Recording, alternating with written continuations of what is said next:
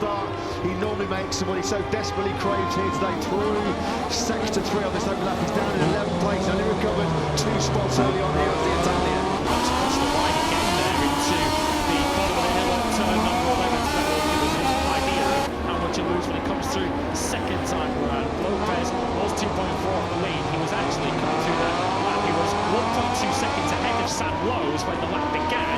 He's now just behind him, so that might have only cost him around a second and a half. Lopez and the cost, the second, third and fourth respectively, all did very respectable 151 flaps on that previous lap. It was their PB laps in the early phase of the Japanese Grand Prix, but nothing that's getting even remotely close to Chantra. In Moto2, Somkiat Chantra sweeps across the front row and tries to get a whole shot full with this on the number 35 bike. Dixon in third place briefly. Acosta comes around to the outside. Acosta really deep, and he almost gets tangled with Canet, who was fast away from 7th place. Tony Arbolino trying to pick him out. Arbolino is just behind Joe Roberts as they sweep down towards turn 3 for the first time. But Chantra, he leads from pole. So interesting lines there into turn 3 as Firmino Miguel finds himself in a long lap penalty with his teammate will be in a lap or two's time. That aggression into turn 1 though did not work out at all for Pedro Acosta. He's in 7th place. Tony Arbolino is 1 to 12th. It's been really messy, really scrappy from Canet. He was wide in turn 1, now wide again on the injury, falling hot at turn 3. And Canet has just lost a whole bunch of places. 7th down to 13th. A real major start for the birthday boy yesterday. Yeah, Canet was on the outside of Acosta, and Acosta went for that bold outside line into turn 1 as they come through the second section. Acosta then is still in 7th place. Alonso Lopez will be pretty pleased with how that first lap has panned out so far. He's into 3rd spot. Agura was the poorest at the start, so he just slipped backwards. He was in the middle of all that melee into the first corner. But Lopez, having served those 2 1-lap penalties, the fact that he's away at the front is good news for him. It was not the usual fly offline Arbolino. Garcia finds on the inside. Last week. They kept each other a lot of company last weekend in India, didn't they? Right the way down to checker flag in the back of the 3rd place. So Arbolino, as we mentioned, did not get the flying start he normally makes, and what he so desperately craves here today. Through second to 3 on this open lap. He's down in 11th place, only recovered 2 spots early on here as the Italian. That's across the line again there into the bottom of the hill at turn number 11. So Pedro Acosta has had a pretty messy first lap of this race. He's back behind Philip Salachova, who's going to be the future teammate to Tony Arbolino. I don't think he'll be offering too much assistance to Arbolino at this stage, although if he does hold back Acosta for a little bit, that might well play into Arbolino's hands. Acosta trying to find his way through into turn 1, but he has to wait for another corner or 2. Yeah, you have to factor in, don't you, particularly in these very hard braking zones around Motegi. Braking zone into 1, 3, 5, 10, 11 with a full fuel tank. Not easy to stop these bikes. So early on though, working his way back towards the podium battle. Acosta finds his way through on challenge 3 and 3 on a little bit wide again. Challenge on the inside. They'll come side by side on the exit of turn 4. The drag race now down to turn 5. Looks like Acosta's going to have the advantage. He just drops in front of Salach there. Oh, there's a repeat of last weekend. Lopez on Dixon once again. It was the collision between those two which eventually landed Alonso Lopez that double long lap penalty. A clean move that time for the Bosca scorer up into 2nd place, but Chantra is checking out. Yeah, and Dixon being picked up by Lopez wide through turn 5, costing a lot of momentum coming through the high-speed turn 6 and 7. Agura picked him off as well. So probably a few expletives inside Dixon's helmet. Not happy with Alonso Lopez last weekend. He was biting his tongue, of course, after some pretty controversial comments made about Darren Binder after his exit at the British Grand Prix in Silverstone, which I should point out that Jake was very reticent about. He did apologise. But Dixon then from 2nd to 4th, and it's been a tough second lap so far for number 96. So Somkiat Chantra's lead at the moment is 8 tenths of a second, although it's essentially 1.2 seconds because Agura, of course, is the next rider behind Chantra who doesn't have a long lap penalty to serve. Lopez has 2, of course, as Acosta now makes his way through on Arbolino's teammate. Current teammate, of course, that is Sam Lowe, so he's not Arbolino's future and present teammate. Acosta is now up into the top 5. Just no full momentum right now for Arbolino. He's stuck behind Roberts, still in 11th place. That's where he finished the first lap. That's where he's going to finish the second lap as well. So not really charging through. And from the cost of the scene, from the Italian. Chantra then getting on with this. A 1:59.53. Best lap of this Grand Prix. Over the line, he was 1.1 seconds clear of Alonso Lopez. And Chantra checking out early here in Japan. Agura needs 1 of 2 things to happen here. He either needs Alonso Lopez to serve his long lap penalties, which he hasn't yet. He'll have to certainly serve 1 of them next time around, or he needs to pass Alonso Lopez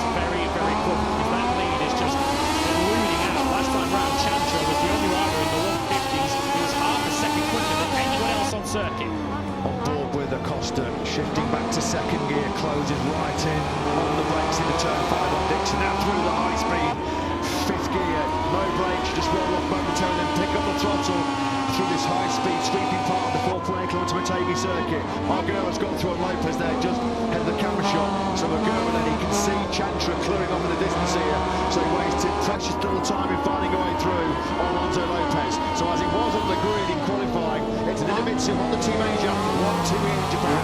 Sure, I don't we'll be able to see him anymore. He's cleared off in front as the Thai rider, as Lopez now follows Ayagura, and also Lopez, if he was hoping to get up the road and build an advantage, while those one-man penalties haven't been so, it's got blacked out. As you can see, a huge queue of riders up behind the number 20 origin balls. Dixon, Acosta, Rose, Salach, Gonzalez and Garcia are in there too. Tony Arbolino is somewhere in the back of this picture, but he is still stuck behind Joe Roberts as San Lowe's goes out wide, falls into the clutches of Salach. Joe Roberts doing a better job of the American golf rider cup team defending that 10th place right now. From the Euros, Tony Arbolino. I don't think Joe is a golfer, but if he is, he's had a miserable weekend so far. Back at the front then in this Japanese Moto2 Grand Prix, the Costa flying on the inside Dixon, though he thought about it, but Dixon just that little bit too good on the brakes into the first corner, through the hard street though, through turn 2 on the inside of Costa game. That was absolutely brilliant by Pedro Acosta. Full commitment to full lead angle. He picks off Dixon, the world champs leader, up into 4.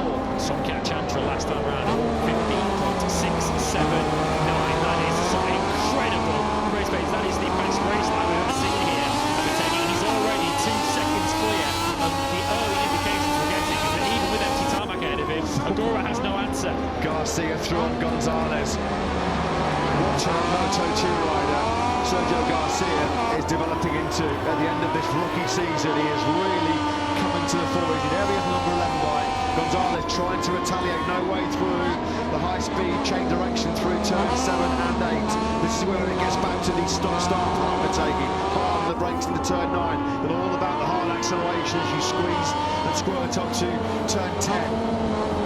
Chantra's advantage now, it's over 2 seconds, running on that 4. Already a one-man demolition job by the Thai rider. It's not looking at this for Boscoscuro in general, with Lopez still in 3rd place. If you add in his 2 one-man penalties, which will probably cost him in the region of 5 to 6 seconds, that'll put him outside the points, somewhere by his teammate Aldeguer, who made that mistake very early on, going into the long lap tunnel salute. He is outside the points at the moment in 17th position. Under the second of the 2 tunnels here in Motegi, through the high speeds, turn 12 and 13 into victory corner, and looks like it's going to be a cruise to victory right now early on here in Motegi. But from that Somkiat Chantra, O-line he comes, it's another 150.6 for his last lap, 150.7 this time around. Nobody can get in the 150s. He's just in a race of his own right now, is Chantra. 2.1 seconds his leaders at the start of this lap 5 and 19. Good pace unfolding behind him though. Salach and Lowe's look like they've had a little bit of a hard move in the first corner. Salach comes out the better of it. Lopez in then for the long lap. First of 2 then, as he feeds in just by Tony Arbolino. Was that the Marquez, or was that the leading of Marquez? Now it is, it's Sam Lowe's that he's back with, so Lopez slips into 7th place. So we'll keep an eye on this lap to see how much time he lost. That will give us an idea of how much he loses when it comes through the 2nd time around. Lopez was 2.4 off the lead. He was actually coming through that lap. He was 1.2 seconds ahead of Sam Lowe's when the lap began. He's now just behind him, so that might have only cost him around a second and a half. Agura, Lopez and Acosta, 2nd, 3rd and 4th respectively, all did very respectable 151 flats on that previous lap. It was their PB laps in the early phase of the Japanese Grand Prix, but nothing that's getting even remotely close to Chantra's electrifying pace at the front of this Grand Prix. Back with Tony Arbolino, who's under big pressure here, isn't he, from Marcos Ramirez. He's taken go from back to earth here, Arbolino, who just has not been at the races at this Japanese Grand Prix. His highest position pre-race was an 8th place yesterday morning in P3. Other than that, there's been very little to show from Tony Arbolino. Watch the shadow of the rider that's been a multiple race winner so far in 2023, and that title is slipping away from the Otmar Medias racing team. Yeah, he's lost touch completely with Joe Roberts now coming through the 3rd sector. He was here making a difference, 1 full second behind the podium finisher. Roberts, who joined Arbolino, of course, on the podium 1 week ago in India. For the first time then in this Grand Prix, Ayagura is into the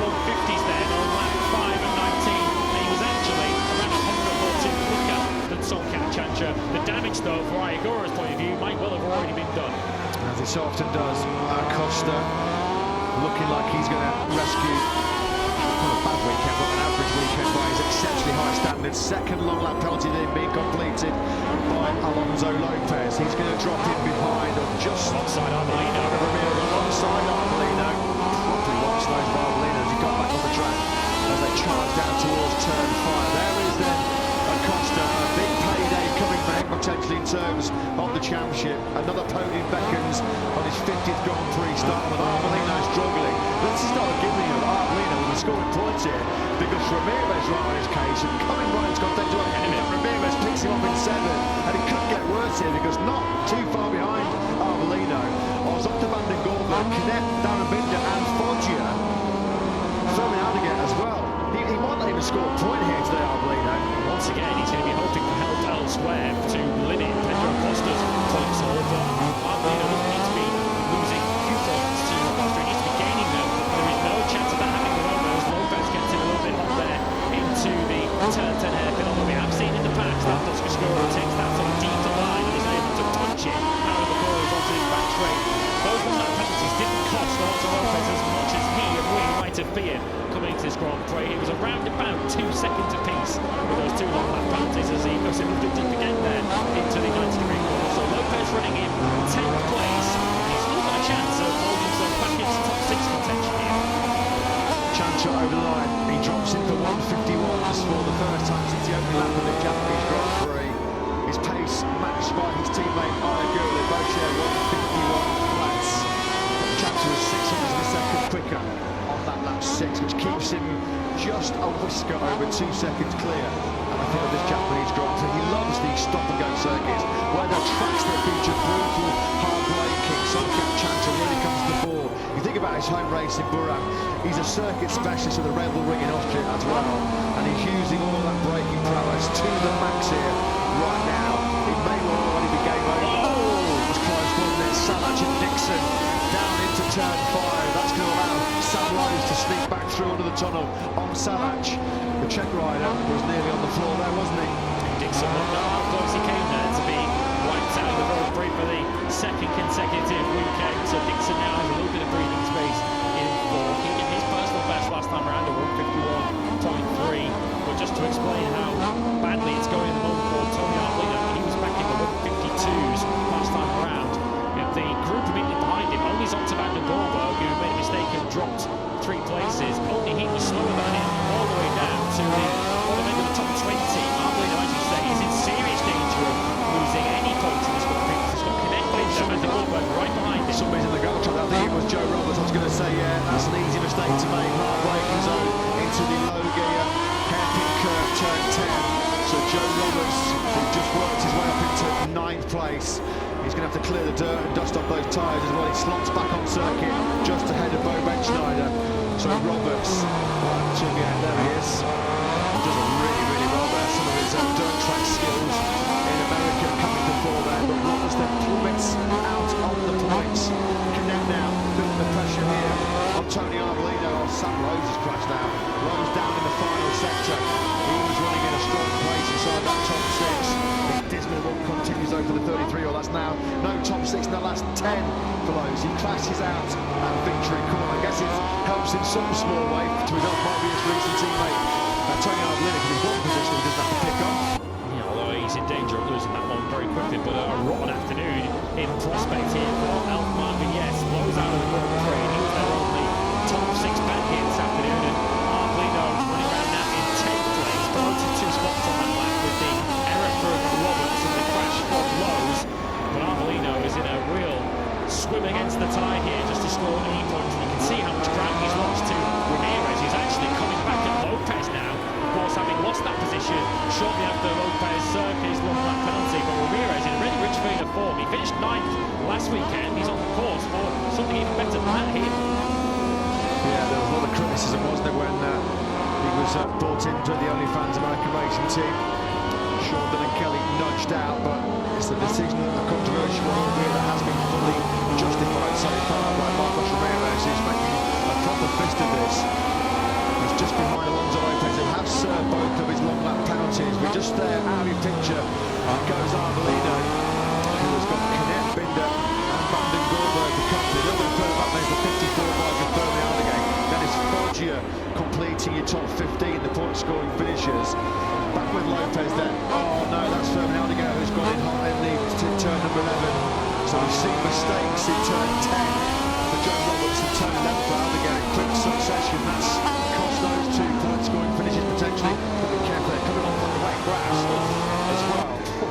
Fed back in there just ahead of Borja Gomez and Rory Skinner, who are having a battle further back. So Aldegar then drops to the back of the field now in 28th position. So his recent forum goes on. That's one of our 3 Japanese riders in the field who has crashed out. Kota Mazane, who was actually having the best weekend of his Moto2 rookie season so far. Unfortunately, it's ended down in the gravel trap at turn 10. His teammate, Manu Gonzalez, is up in 7th place at the moment. That was the crash that we missed a moment ago for Sam Lowe's, crashing out of the Grand Prix with his hand gestures. That was all we need to know. Yeah, that was at turn 14 for Sam Lowe's at the Alpine this racing team. That was the crash later on for Nazani. You saw him look skywards. He'll be frustrated with that one. It was a career best qualifying. He does pick up the Mastercam BL46 machine, but unable to rejoin the race. You can see the right handlebar damage there. So Nazani goes out of his home Grand Prix. Halfway around lap 10 of 19. Half race distance completed. And it's Chantra in cruise control. There he is, the 35 bike. This is at the top end of the circuit through turn 10 where Roberts made the mistake a few laps ago, which looks like costing him points. Someone was over in the background there, so in the roll shut down at turn 3, further back Dennis Fortier by the looks of it as he tumbles down our leaderboard. So Dennis Fortier, shortly after his teammate went through the gravel trap down at turn 10. Fortier has now crashed down at turn number, turn number 9, won't it, further around the lap, wherever the corner is, that's where Dennis Fortier's race has ended there. He is out of the Grand Prix. Somkiat Chantra, meanwhile, back in the 150s once again. Last time round, a 150.8 as he extends his lead by a further 3/10 of a second. There was the Dennis Fortier crash that we've got a glimpse of in the background.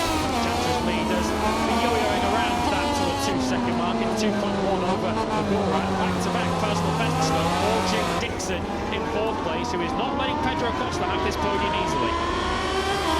Yeah, let's hope Dixon get on par with Costa, because he's been a little bit processional at the front of this Japanese Grand Prix. So you think there's a Guru fans there might be thinking, yeah, it will be back-to-back wins on home turn for the Japanese star.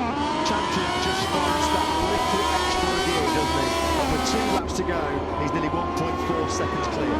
Well, this race is in the hands of Somkiat Chantra, because Igor's pace hasn't really fluctuated. It's been pretty much consistently the whole race in the lower 151s. It's only been when Chantra has had a lap or 2 off and slipped back that sort of lead has come down or gone up. Speaking of going down, Alonso Lopez is plummeting down the order at the moment. He did a 152.6 last time round. He might be about to present Tony Arbolino with an extra precious world championship point, potentially 11th place. This is the 4-way battle, 11th, 12th, 13th and 14th, with Joe Roberts probably the fastest rider in this quartet at the moment.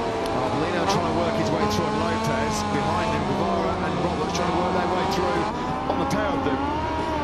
Brilliant recovery this by Roberts to get himself back in the full scoring contention. He just fires on the inside and Guevara. That's brilliant, isn't it? Coming through turn 7. Superb that by Roberts. It looks like he's going to have time here. He may potentially be making light work of both Arbolino and Lopez ahead of him. Just look at the confidence he has, turning that Cadillac chassis into turn 9. Just like he's got the better edge, get the better turn, the better corner speed than Arbolino ahead of him. Just got to be smart here. Get in there. Hook the inside curve, pick up some slipstream here, down the downhill straight on the 16 by Joe Roberts. Looks like he should be able to pretty comfortably pick up Lopez Arbolino late on here in Japan. Arbolino's best hope here is to try and put that Oscar Skura between himself and Joe Roberts on this final lap to give himself the best possible. It looked like Lopez was a little bit wide there coming out of turn 11. We'll catch the box line to see if he held on to that 11th place. Jake Dixon then onto the final lap, and he does not have an answer now for Pedro Acosta. And Arbolino didn't get through on Lopez, and he's now coming under pressure from Roberts. One more lap for Arbolino to either hang on to 12th place or potentially pinch 11th, but that's the extent of what Arbolino's dealing with here. It's small points that he's trying to play as Acosta heads for the podium. Chantra cruising to just his 2nd Grand Prix victory. He was the history maker in Mandalika last year, wasn't he? Arbolino out of shape, but underneath Alonso Lopez to take that place inside the top 10. 11th place.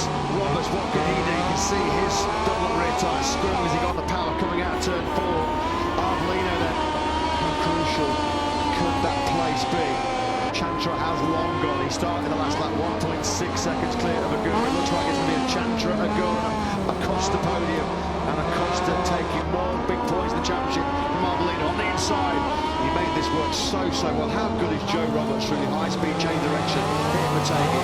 Sure Alonso Lopez through 7. Time running out though for him to attack Marbolino.